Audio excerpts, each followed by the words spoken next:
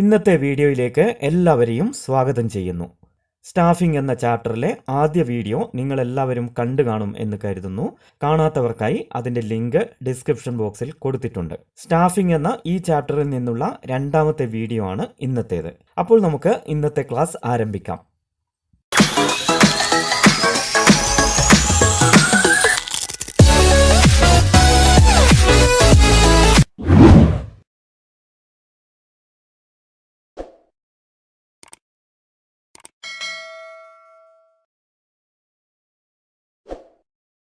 ഈ വീഡിയോയിലെ പാഠഭാഗങ്ങളുടെ മലയാളത്തിലും ഇംഗ്ലീഷിലുമുള്ള നോട്ടുകൾക്ക് സന്ദർശിക്കുക www.ariyamcommerce.in. സ്റ്റാഫിംഗ് എന്ന ചാപ്റ്ററിൽ നിന്നുള്ള focus area topics: staffing meaning, staffing process, sources of recruitment, important test used for selection of employees, training methods. ഇതിൽ ഇന്നത്തെ വീഡിയോയിൽ ഉൾപ്പെടുത്തിയിരിക്കുന്നത് സോഴ്സസ് ഓഫ് റിക്രൂട്ട്മെന്റ് എന്ന ടോപ്പിക്കാണ്. നമുക്കപ്പോൾ ഇനി ഇന്നത്തെ ആദ്യത്തെ ടോപ്പിക്കിലേക്ക് കടക്കാം. ഇന്നത്തെ വീഡിയോയിൽ നമുക്ക് പഠിക്കാനുള്ളത് റിക്രൂട്ട്മെന്റിനെ കുറിച്ചാണ്. ആദ്യം തന്നെ എന്താണ് ഈ റിക്രൂട്ട്മെന്റ് എന്ന് നമുക്ക് നോക്കാം. Recruitment is the process of searching for prospective employees. It helps to provide adequate manpower resources for the organization. Recruitment എന്നാൽ ഒരു സ്ഥാപനത്തിൽ ജോലിക്ക് ചേരാൻ സാധ്യതയുള്ള ജീവനക്കാരെ തെരയുന്ന പ്രക്രിയയാണ്. ഇത് സ്ഥാപനത്തിന് ആവശ്യമായ മനുഷ്യ വിഭവങ്ങൾ ലഭ്യമാക്കാൻ സഹായിക്കുന്നു. ഇനി നമുക്ക് സോഴ്സസ് ഓഫ് റിക്രൂട്ട്മെന്റിന്റെ വിവിധ ഉറവിടങ്ങൾ ഏതൊക്കെയാണ് എന്ന് പഠിക്കാം. ആദ്യം നമുക്ക് ഇന്റേണൽ സോഴ്സസ് ഓഫ് റിക്രൂട്ട്മെന്റ്, ആഭ്യന്തര റിക്രൂട്ട്മെന്റിന്റെ ഉറവിടങ്ങൾ ഏതൊക്കെയാണ് എന്ന് നോക്കാം. സോഴ്സസ് ഓഫ് റിക്രൂട്ട്മെന്റിന് പ്രധാനമായും രണ്ട് സോഴ്സസ് അഥവാ ഉറവിടങ്ങളാണുള്ളത്: internal sources and external sources.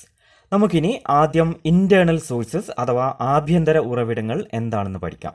Recruitment from within the organisation is called internal sources of recruitment. Internal recruitment encourages and motivates the employees. Various internal sources are transfer and promotion. അതായത് ഒരു സ്ഥാപനത്തിനകത്തു നിന്ന് തന്നെ ആളുകളെ കണ്ടെത്തുന്നതാണ് ആഭ്യന്തര ഉറവിടങ്ങൾ. ആഭ്യന്തര ഉറവിടങ്ങൾ തൊഴിലാളികളെ പ്രചോദിപ്പിക്കുന്നു. ഇതിൽ സ്ഥലം മാറ്റം, സ്ഥാനക്കയറ്റം എന്നിവ ഉൾപ്പെടുന്നു. ഇന്റേണൽ സോഴ്സസ് ഓഫ് റിക്രൂട്ട്മെന്റ്, ആഭ്യന്തര റിക്രൂട്ട്മെന്റിന്റെ ഉറവിടങ്ങളിൽ ഒന്നാമത്തേതാണ് ട്രാൻസ്ഫേഴ്സ് അഥവാ സ്ഥലം മാറ്റം. Transfer means shifting an employee from one job to another, one department to another, or one shift to another without changing their status, responsibility and salary. അതായത് ഉത്തരവാദിത്തങ്ങളിലോ പദവിയിലോ പ്രതിഫലത്തിലോ കാര്യമായ മാറ്റമില്ലാതെ ഒരു ജീവനക്കാരനെ ഒരു ജോലിയിൽ നിന്നും മറ്റൊരു ജോലിയിലേക്കോ, അല്ലെങ്കിൽ ഒരു ഡിപ്പാർട്ട്മെന്റിൽ നിന്നും മറ്റൊരു ഡിപ്പാർട്ട്മെന്റിലേക്കോ, അതുമല്ലെങ്കിൽ ഒരു ഷിഫ്റ്റിൽ നിന്ന് മറ്റൊന്നിലേക്കോ മാറ്റുന്നതാണ് സ്ഥലം മാറ്റം. സ്ഥലം മാറ്റം എന്നാൽ ജീവനക്കാരുടെ തിരശ്ചീനമായ മാറ്റമാണ്. ഇന്റേണൽ സോഴ്സിൽ രണ്ടാമത്തേതാണ് പ്രൊമോഷൻസ് അഥവാ സ്ഥാനക്കയറ്റം. Promotion means to shift an employee to a higher position, having higher responsibilities, facilities, status and pay. അതായത് താഴ്ന്ന ജോലിയിൽ നിന്നും കൂടുതൽ ഉത്തരവാദിത്തവും പദവിയും പ്രതിഫലവുമുള്ള ഉയർന്ന ജോലിയിലേക്ക് ഒരു ജീവനക്കാരനെ മാറ്റുന്നതാണ് സ്ഥാനക്കയറ്റം. പ്രൊമോഷൻ എന്നാൽ ജീവനക്കാരുടെ കുത്തനെയുള്ള മാറ്റമാണ്. ഇനി നമുക്ക് മെറിറ്റ്സ് ഓഫ് ഇന്റേണൽ സോഴ്സസ്, ആഭ്യന്തര ഉറവിടങ്ങളുടെ ഗുണങ്ങൾ എന്തൊക്കെയാണ് എന്ന് നോക്കാം. First, employees are motivated to improve their performance. പ്രകടനം മെച്ചപ്പെടുത്താൻ ജീവനക്കാരെ പ്രചോദിപ്പിക്കുന്നു. Second, simplifies the process of selection and placement. തെരഞ്ഞെടുക്കൽ പ്രക്രിയ ലളിതമാക്കുന്നു. Transfer is a tool of training the employees to prepare them for higher jobs. ഉന്നത ജോലികളിലേക്ക് ജീവനക്കാരെ തയ്യാറാക്കുന്നതിനുള്ള ഒരു പരിശീലന മാർഗമാണ് സ്ഥലം മാറ്റം.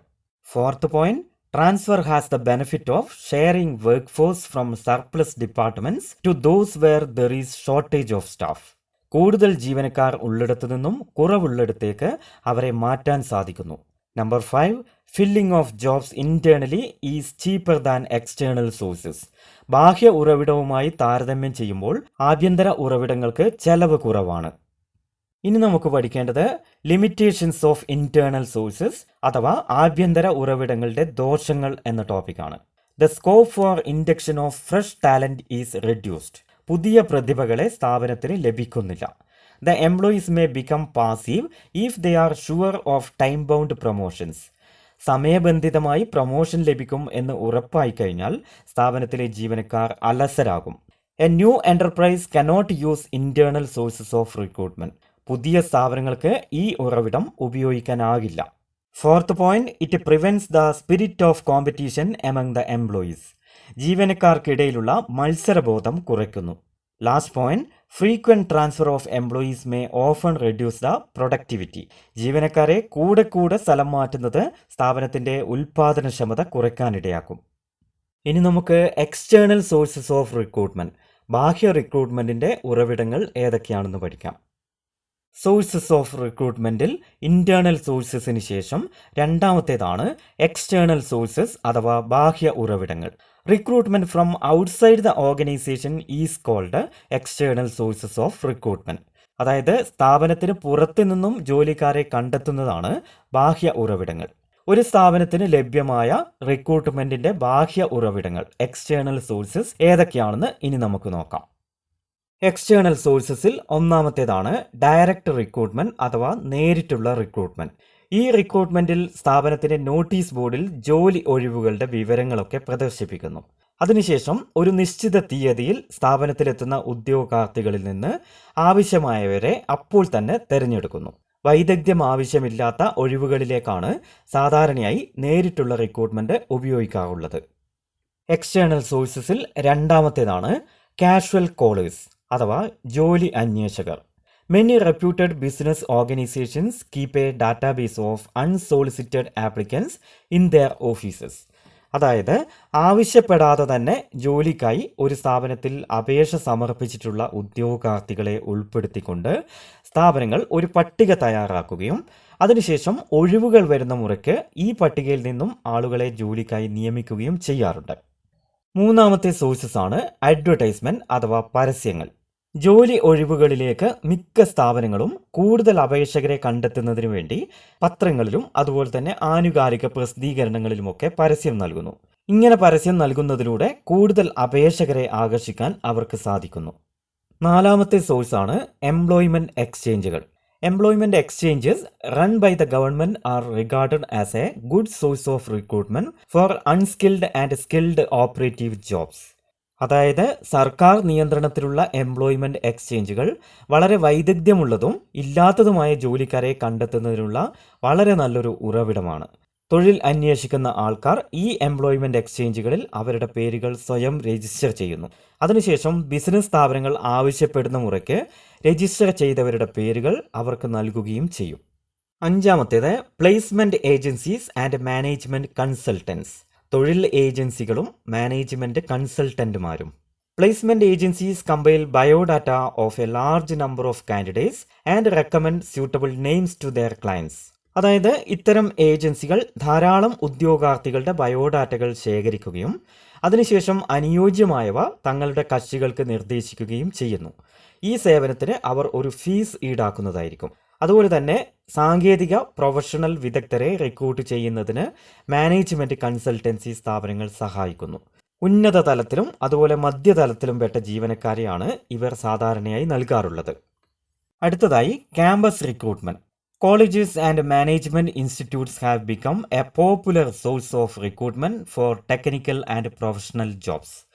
സാങ്കേതിക പ്രൊഫഷണൽ ജോലികൾക്കൊക്കെ ആളുകളെ റിക്രൂട്ട് ചെയ്യുന്നതിന് വളരെ പ്രചാരമുള്ള ഒരു ഉറവിടമാണ് കോളേജുകളും മാനേജ്മെന്റ് വിദ്യാഭ്യാസ സ്ഥാപനങ്ങളും. ജോലിക്ക് ചേരാൻ സാധ്യതയുള്ള ജീവനക്കാരെ കണ്ടെത്തുന്നതിന് വേണ്ടി പല ബിസിനസ് സ്ഥാപനങ്ങളും യൂണിവേഴ്സിറ്റികളും കോളേജുകളുമൊക്കെ സന്ദർശിച്ച് അവിടെയുള്ള വിദ്യാർത്ഥികളെ ഇന്റർവ്യൂ ചെയ്യുന്നു.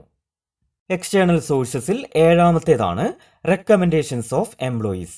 തൊഴിലാളികളുടെ ശുപാർശ. Applicants introduced by present employees for their friends and relatives are a good source of recruitment.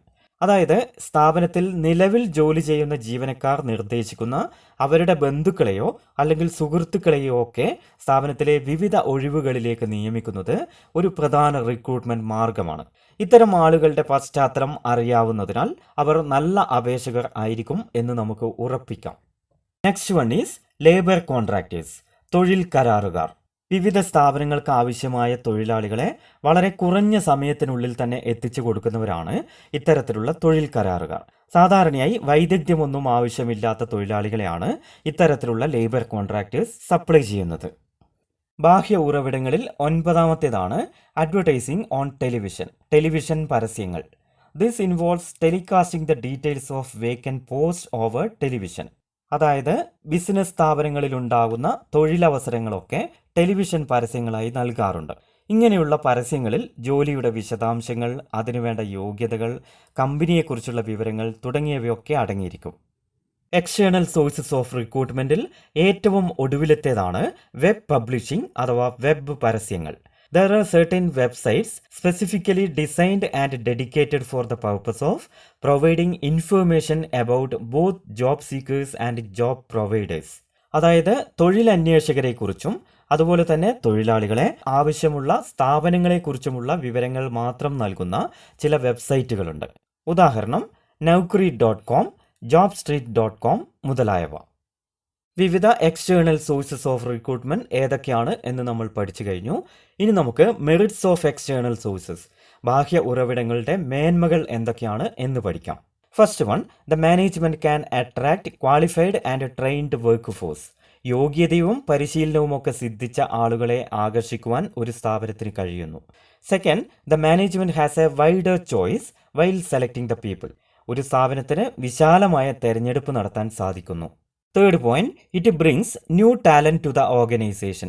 സ്ഥാപനത്തിന് പുതിയ പ്രതിഭകളെ ലഭിക്കുന്നു. Last point, this source will create a competitive spirit among the existing employees. സ്ഥാപനത്തിൽ നിലവിലുള്ള ജീവനക്കാർക്ക് പുറത്തുള്ളവരുമായി മത്സരിക്കേണ്ടി വരികയും അത് അവരുടെ പ്രകടനം മെച്ചപ്പെടുത്താൻ സഹായിക്കുകയും ചെയ്യുന്നു. എക്സ്റ്റേണൽ സോഴ്സസിന്റെ മെറിറ്റ്സിന് ശേഷം ഇനി നമുക്ക് ലിമിറ്റേഷൻസ് ഓഫ് എക്സ്റ്റേണൽ സോഴ്സസ്, ബാഹ്യ ഉറവിടങ്ങളുടെ പോരായ്മകൾ കൂടി പഠിക്കാം. First point, external recruitment may lead to dissatisfaction among existing work force. ബാഹ്യ ഉറവിടം ഉപയോഗിക്കുന്നത് നിലവിലുള്ള ജീവനക്കാർക്ക് അസംതൃപ്തി ഉണ്ടാക്കുന്നു. Second point, it is a lengthy process. ജോലിക്കാരെ റിക്രൂട്ട് ചെയ്യുന്നതിന് കാലതാമസം ഉണ്ടാകുന്നു. Last point, it is very costly. ഇതൊരു ചെലവേറിയ പ്രക്രിയയാണ്. ഇപ്പോൾ കഴിഞ്ഞ ടോപ്പിക്കോടെ ഇന്നത്തെ വീഡിയോ നമ്മൾ ഇവിടെ നിർത്തുകയാണ്. ഇനി ഈ ചാപ്റ്ററിൽ ബാക്കിയുള്ള ഫോക്കസ് ഏരിയ ടോപ്പിക്സുമായി 3ാമത്തെ വീഡിയോയിൽ നമുക്ക് വീണ്ടും കാണാം. അതുവരെ എല്ലാവർക്കും ബൈ.